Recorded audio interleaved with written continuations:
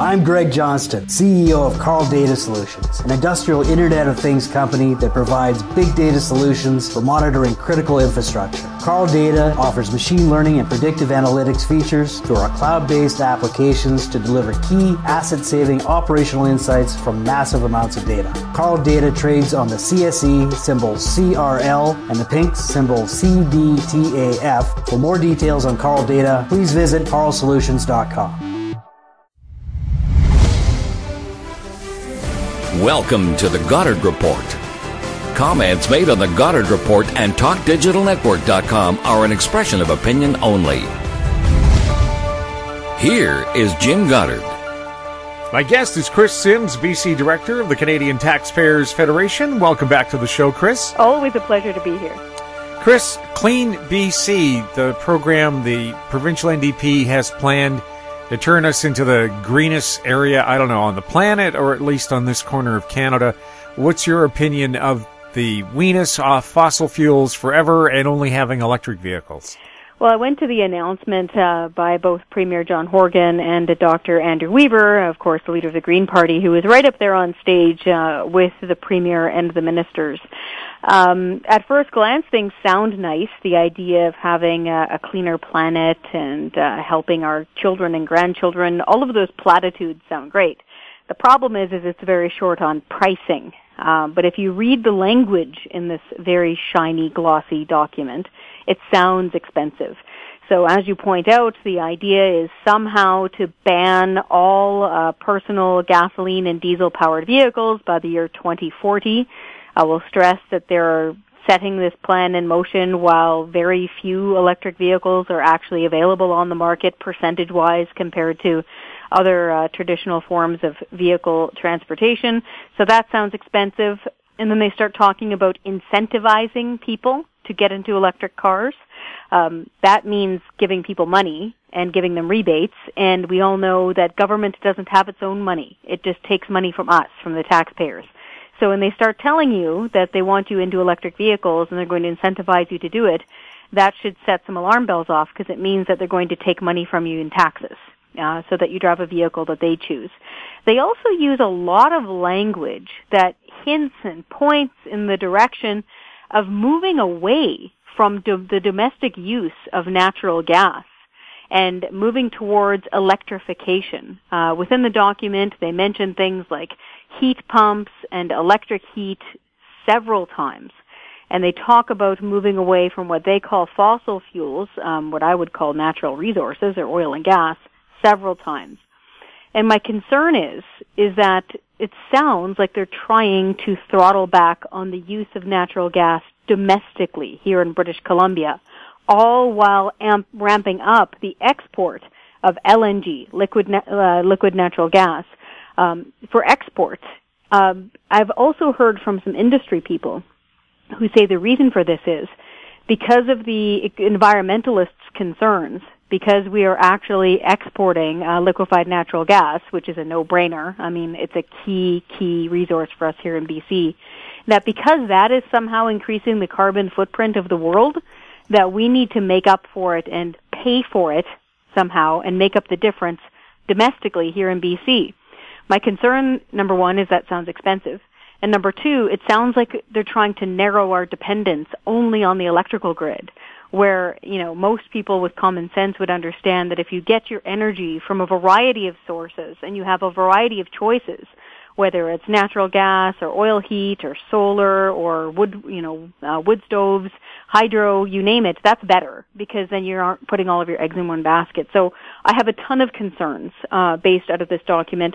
The other element is when they said that they want to radically retrofit people's homes and get them onto electrification and onto the grid. And even in the way that they reconstruct them and renovate them needs to somehow now be this strange energy neutral way of doing things. That, again, sounds very, very expensive. And so we're really nervous and waiting for the budget to come out in February to find out exactly how much this is going to cost us. Well, one thing I keep seeing missing here is solar panels. California makes them mandatory for new buildings. whereas BC Hydro says they will not pay you for any power that you put down the grid if you put panels on your house. How is that helping the environment? That's a good question. And, if it made sense and people were paid a fair market rate, meaning if you weren't screwing over the taxpayer or the other hydro customers by supplementing and paying for solar power, and you want solar power put into the grid, by all means do it. It just seems like a no-brainer. The catch, though, is that a lot of times when you get contracts like things for solar and wind, it can get really expensive because as we saw in Ontario with their Green Energy Act that they put through, it was outrageous. Some of the deals that they were signing with some of the solar power providers, say that your power at market rate is about 2 cents per kilowatt hour. Say that was the average amount. In some cases, they were actually signing 30-year-long contracts with solar power providers for 80 cents a kilowatt hour. That 78-cent difference, they were nailing Ontario hydro customers with that and forcing them to pay this difference for no reason, for energy they're not using, simply because they signed these extremely long and very lucrative deals. And so I'm always a little leery when people start talking about putting solar and wind onto the grid, but if they're being paid, just the regular market amount and it's not causing hardship for taxpayers or, an exorbitant amount, then that sounds fine. My caution is that the one example that we really do have in Canada so far hasn't been that great. Also, Stuart Muir from the Resource Works Society has a great theory about LNG in Canada, supplying it to China and other places in Asia where they burn tremendous amounts of coal. Well, if the LNG replaces that coal, have we not reduced the Earth's carbon footprint? Don't talk about BC, which is minuscule in the entire scheme of things. And also, too, why should British Columbians try to solve the Earth's climate problems when the three biggest polluters, the U.S., India, and China, are not part of the solution? These are all great points, and Stuart Muir, he's a powerhouse when it comes to those points, especially the factoring in of, yes, stopping them from using or reducing their use of the dirty way that they burn coal. I know that there's special forms of carbon capture that places like Saskatchewan use for coal, but it's different. In China, they're just going gangbusters. But if they replace that with LNG, it's a huge difference in both CO2 emissions and pollution, like heavy particulates, actual smog, not carbon dioxide. So he makes great points. And that if we are boosting our output and our sale and supply to other parts of the world with our clean burning LNG, that's a no-brainer. It's super smart and it's helping the environment. And you're absolutely right. So my point about the environment is that we all want a healthy planet. We all want clean air. We all want clean water. Our point on behalf of the Canadian Taxpayers Federation is that government doesn't cause that through taxation. They don't invent anything. They don't innovate anything. The best thing the government can do is to back out of the way and allow our industry and our corporations and our tech to improve as it has been. Our technology on the way that we use fossil fuels, whether it's oil and gas or liquefied natural gas, you name it, in, like I mentioned, the carbon capture, our ability to get more and more efficient year over year is amazing, and we've been doing that without a carbon tax. So things have been getting better, usually without a carbon tax, and in some cases here in BC, it's almost had the opposite effect. We still have CO2 emissions increasing, yet we have the highest carbon tax in North America. Our point is the carbon tax isn't what works. Innovation is what works, and the last thing governments are innovative. And so that is where we're really concerned about this big plan that the NDP and Greens put out. And I'm really urging taxpayers, I don't care what party you voted for, pay attention to this, because it could cost you a lot of money, and we're only going to find out in February what the bill will actually be.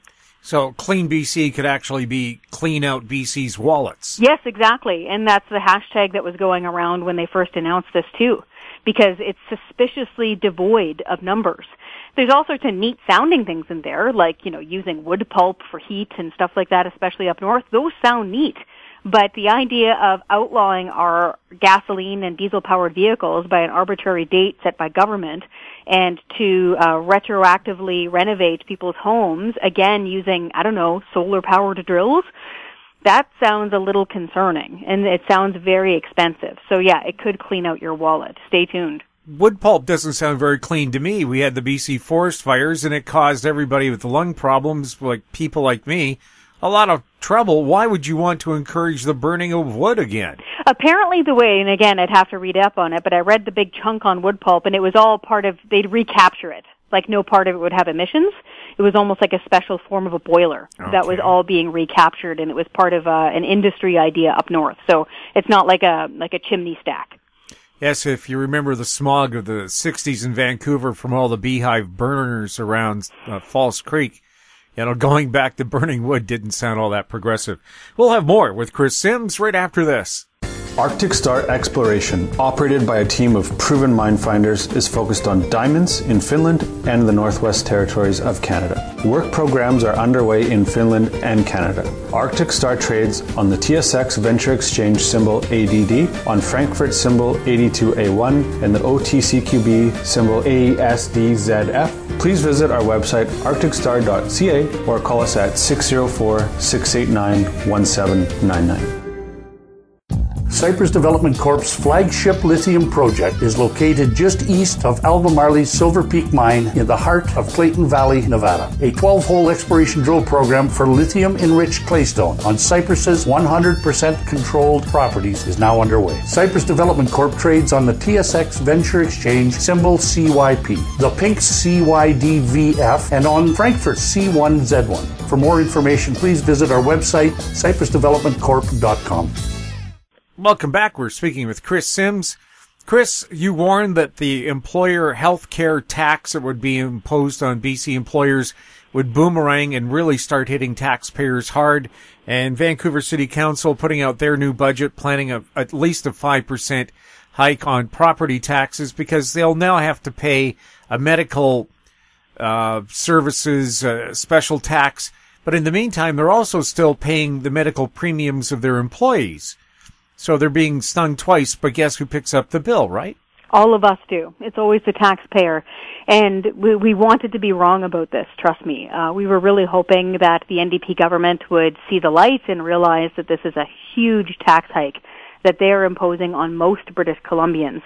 These guys campaigned on getting rid of the MSP, on the medical services premium. They did not say, we will replace the MSP with a massive employer payroll health tax and foist it upon all municipalities. That was not part of their election plan. But here they went. They got elected. They have reduced the MSP by 50%, and that's something we support. We wanted the MSP gone. The catch is, surprise, they've only reduced the MSP by 50%, and they're hitting employers, job creators, with this new employer health tax. And as you point out, they're hitting municipalities at this because they don't care what form of an employer you are. If you are more than a payroll of $500,000.01, you're paying this new payroll tax. And that, of course, will hit most cities and towns here in British Columbia because if you start adding up maintenance, security, staffing, all that stuff, it's really easy to get over that $500,000 threshold mark. And so not only are they really kicking businesses here in BC, so much so that I'm hearing from people who are saying, you know what, I've got stores and mini chains throughout BC and I'm not going to hire anybody anymore because I need to keep my payroll at, $490,000. So I've frozen hiring. That's crazy. But I understand why they're doing it because they're trying to stay under that tax threshold. And yes, now, of course, the city of Vancouver has a very big payroll. And so they need to get that money from somewhere. And voila, they are now going to start soaking property taxpayers to pay this bill handed to them by Victoria. And I need to stress this is not something that they campaigned on. And I don't think a lot of people are going to be very happy about it. And you're right, it's a double dip. For the first year, they're keeping the MSP at 50% and hitting this new employer health tax at the same time. They're taking in so much extra money, it's basically the equivalent of how much they balanced their budget by last February. So it's a lot of dough. Isn't it true that small business is the employer of 72% of the workers in Canada? I believe so. When I speak with our friends at the CFIB, the Canadian Federation of Independent Businesses, it's a staggering amount. It's a lot of people that are employed through small businesses. And then there's also, keep in mind, there's also small businesses that you wouldn't think are a small business, but they're like a mini chain. So, for example, think of like a plumbing chain, Mr. Something, that might be popular here in BC. If you took on those number of plumbers who are all tradesmen, they're all professionals, super easy to get a payroll of, $1 million even, depending on how many branches you have throughout BC. Do you think that firm is now going to be hiring on more apprentices and more students to bring them online? No, because a plumber makes a decent amount of money, and the more money that they put on their payroll as a job creator, the more they're going to have to fork out in this new employer health tax. And so that's why we really see this as a really vicious attack on job creators. And we rarely feel bad for city halls throughout BC, but we do have some sympathy for them right now because they're going to have to make some serious budget cuts to afford this new Victoria tax.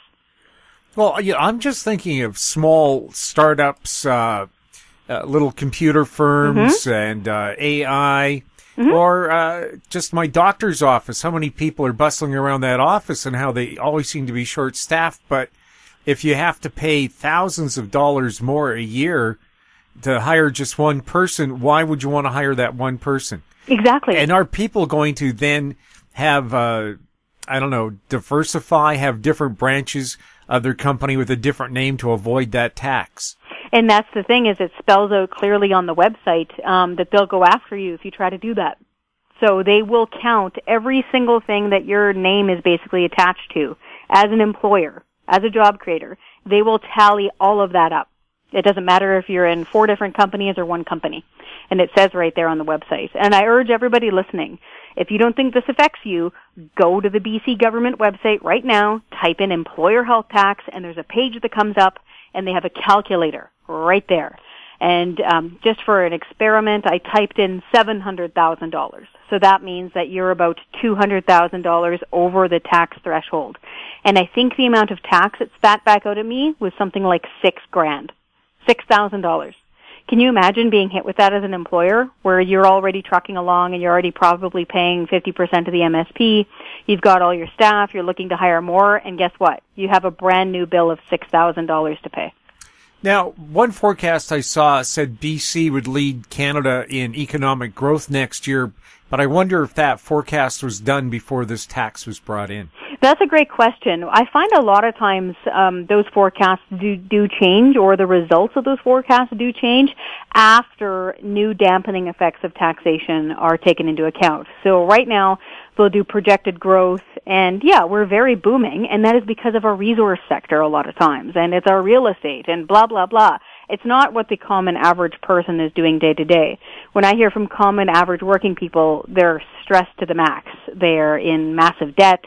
They can't make ends meet because it's so bloody expensive to live in British Columbia, especially the Lower Mainland. But you're right, a lot of times these different think tanks and firms will do a projection, and it's a projection for the future. And then afterwards, if you lay the wet blanket of new taxation over it, I find the numbers are often quite different.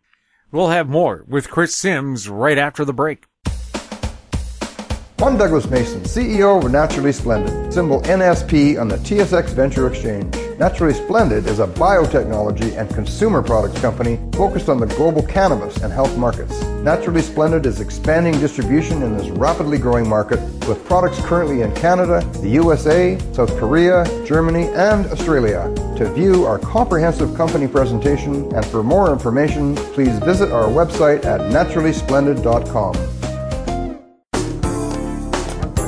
Don't miss out. Stay informed. Receive the HowStreet.com weekly recap with thought-provoking podcasts, radio, and articles delivered to your inbox. Sign up for the HowStreet.com weekly recap on our homepage at HowStreet.com. Welcome back. We're speaking with Kris Sims. Kris, are you concerned about the situation for rapid transit expansion in Surrey, where the new mayor has said he wants SkyTrain instead of light rail transit, which is surface, and SkyTrain, which is an elevated train line and much more expensive to build and maintain?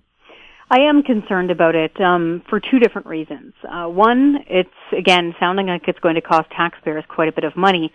And two, because people, I found that they weren't really heard, or maybe they didn't realize that they needed to speak up earlier than this. But if you do listen to talk radio or look at the surveys, a huge amount of people in that Surrey-Langley area want SkyTrain. They are very, very clear about it. They don't largely want LRT. My concern is you don't want to ignore those people, especially just on the heels of a brand new municipal election, where I would argue the new mayor in Surrey got a mandate largely because he said he would bring in SkyTrain. The other element, of course, is bringing in Surrey its own police force because they're unhappy with the service provided there by the RCMP. And so I would say that the LRT versus SkyTrain issue was about 50% of the reason for people's vote. And so you don't want to ignore that because we are a democracy and you need to heed those voices. My concern is that it seems that the previous government in Surrey just started going along the train track, so to speak, with LRT, spending millions of dollars, getting everything ready, starting some form of clearing and construction, and spending money along the way on something people largely didn't want. Now, is this because they didn't do proper public consultation? Should have they maybe had a referendum years ago before even touching any shovels or putting down any concrete foundations? I don't know. But it's one of those dilemmas where people are screaming for SkyTrain. They really want it. They've been very clear. They even know where they want it. They want it along the Fraser Highway corridor. But the question is how do you pay for the thing? And, you know, that's the big troubling question here. So it's something that I think the different townships of both Surrey and Langley are going to have to work out.